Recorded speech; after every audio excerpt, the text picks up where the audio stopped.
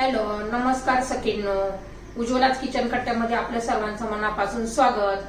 हे बघा, आज आपण हा पदार्थ बनवणार आहोत.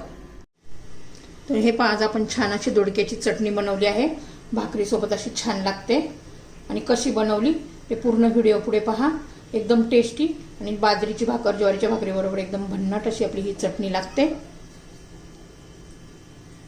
किती छान अशी कलर पण किती मस्त आलेला आहे. तर हे पहा, आज आपण दोडक्याची शिरांची चटणी बनवणार आहोत.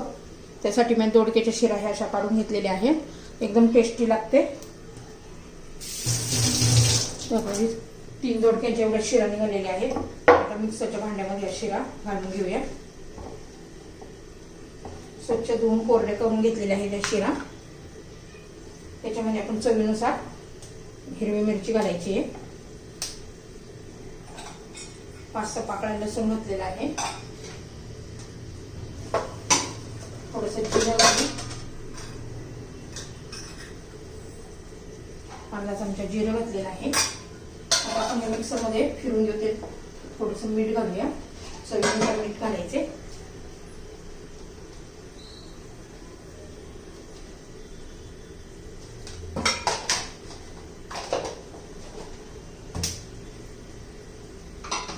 मिक्सर मध्ये फिरून घेते. पण हे पण मी तवा गरम करण्यासाठी ठेवलेला आहे. आपण हे फिरून घेतलेलं आहे बघा दोडक्याचं. एकदम अशी पेस्ट नाही करायची आपल्याला, छान असं बारीक करून घेतलेलं आहे. आता तवा पण गरम झालेला आहे. थोडस तेल घालूया.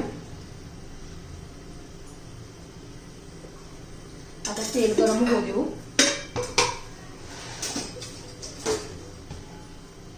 तुम्ही नक्की एकदा दोडक्याची चटणी करून पहा. तुम्हाला खूप आवडेल. आणि मला सांगा तुम्हाला कशी वाटली दोडक्याची चटणी ते. आपलं तेल गरम झालेलं आहे. त्याच्यामध्ये थोडीशी मोहरी, थोडंसं जिरं, छान असं तडतड द्यायचे. बाकीचे का आपण मसाले वापरणार नाही. आपण हिरवी मिरची घातलेली आहे. तो छान कलर असा वाटतो हिरवा. त्यामुळे हळद वगैरे घालायची काही गरज नाहीये. आपण बारीक करून घेतलेलं घालून घेऊया आपलं दोडक्याचं चटणी. खूप छान लागते या शिराची चटणी.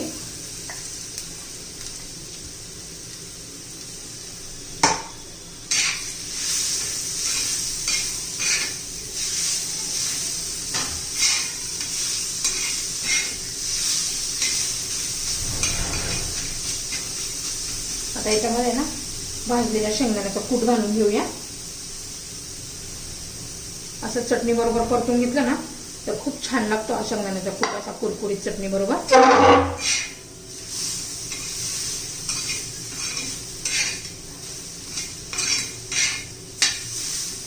चांगले 2-1 मिनिटं परतून घेऊया. मध्यम गॅसवर करायचे आहे. एकदम मोठ्या गॅसवर नाही करायची, नाही तर करपून जाते ती. तुम्हाला जर माझी या चटणीची रेसिपी आवडली तर लाईक, शेअर आणि सबस्क्राईब नक्की करा. सबस्क्राईब केलं म्हणजे रोजच्या नवनवीन रेसिपीचे तुम्हाला नोटिफिकेशन येतील. म्हणजे मग रोजच्या नवनवीन रेसिपी पाहायला मिळतील तुम्हाला. माझा तर प्रयत्न असतो रोज वेगवेगळ्या रेसिपी दाखवत असते मी.